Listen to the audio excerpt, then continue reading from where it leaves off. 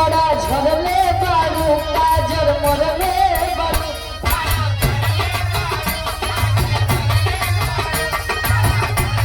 हमारा से दिल लगवाला से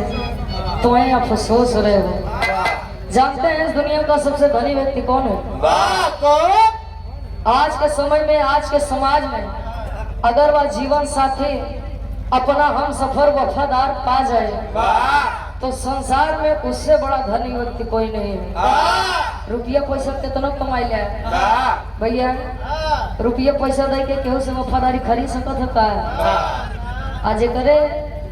रग रग में धोखा देव लिखे वो तो देबई करी ए भैया जे जाए देने के चाहिए। आओ अगर जी दो लाइन हर से कुछ हो जाए के बाद हर से छोट सा विराम हो जाए।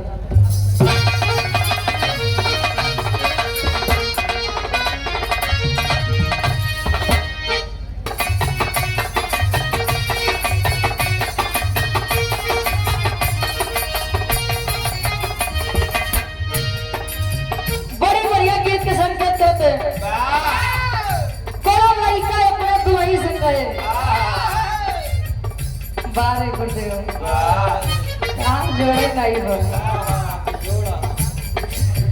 दुल्हा कहते से बड़ा झरले बारू काजर मरले बारू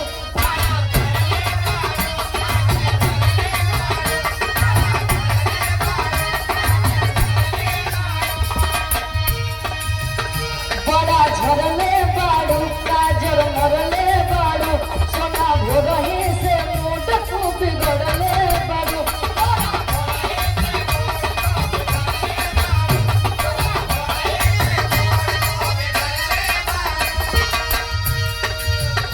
बड़ा झरले बारू काजर मरले बारू बड़ा झरले बारू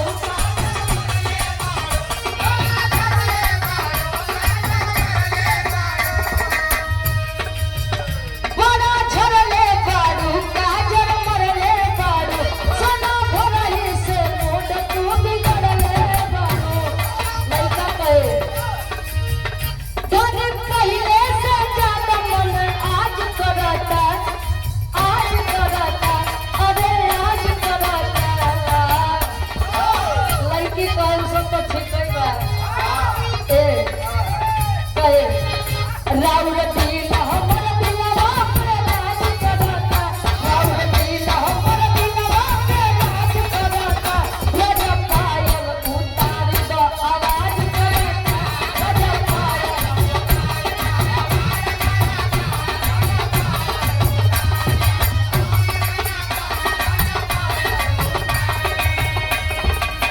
अपन अखिया में कजरा लगा के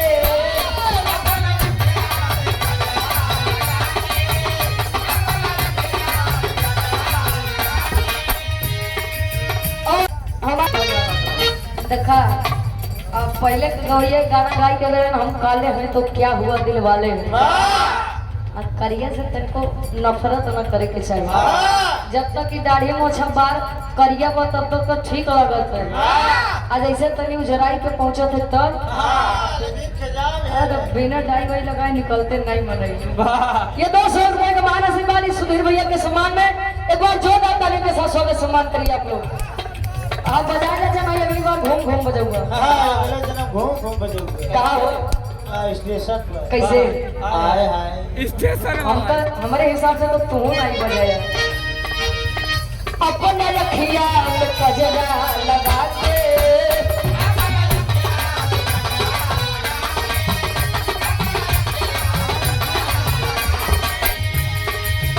रखनी कजरा में साड़ी लटका के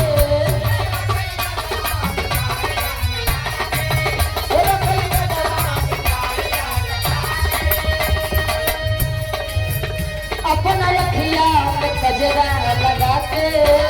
रखनी कजरा में साड़ी और चका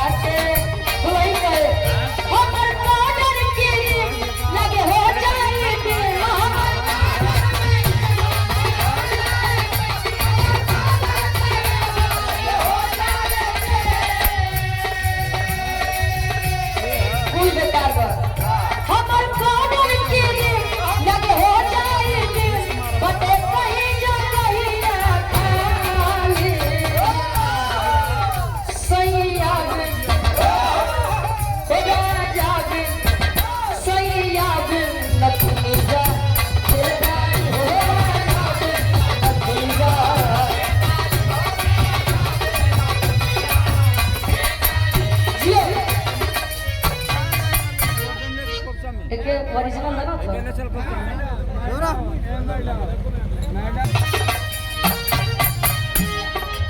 ये गीत के यूट्यूब पे हमारी आवाज में आप लोग बड़ा प्यार दुलार सम्मान देखा इलाहाबाद अंदर जाई बिरहा सम्राट स्वर्गीय दादा राम कला से जी गाए कोनो दुल्हन अपने दुल्हा के मनावन करत बा दुल्हा को सियाई के बार सियाई के बार कहे मजा जाए ए हमार दुल्हा ये हमार बहुत ऊ का बाबू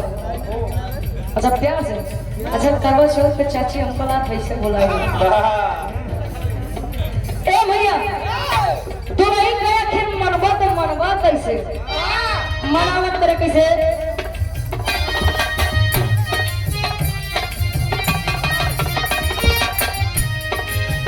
राजा हो तो है कैसे बनाए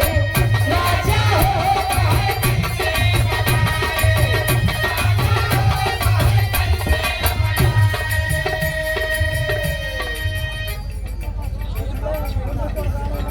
राजा हो तो है कैसे बनाए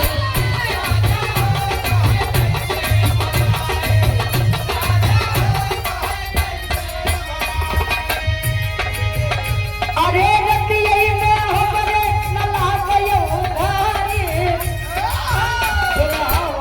बाहु आत्मा रूप के दुल्हा परमात्मा रूप के दुल्हा के बड़ा बा लग पता नहीं क्या है अरे रतिये में हमरे नला गयो घारी राजा हो तो है कैसे बनाए राजा हो तुम्हारा भाभी का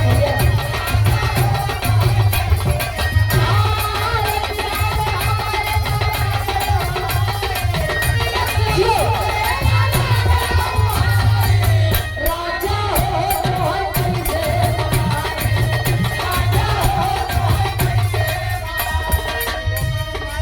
और एक जरा मैं पुरस्कार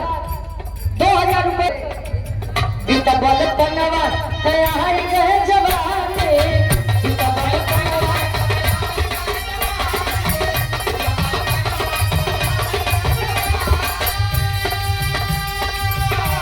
बीता बल पन्नवा तैयार गए जवाने बीता बल पन्नवा तैयार गए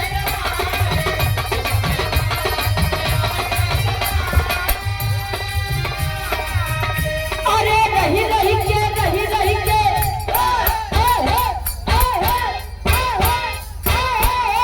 अरे रही के सजिया पेला गई धाराई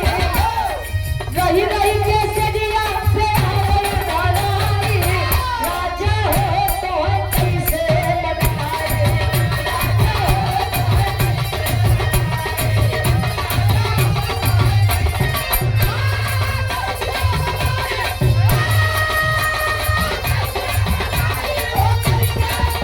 राजा हो तो है कैसे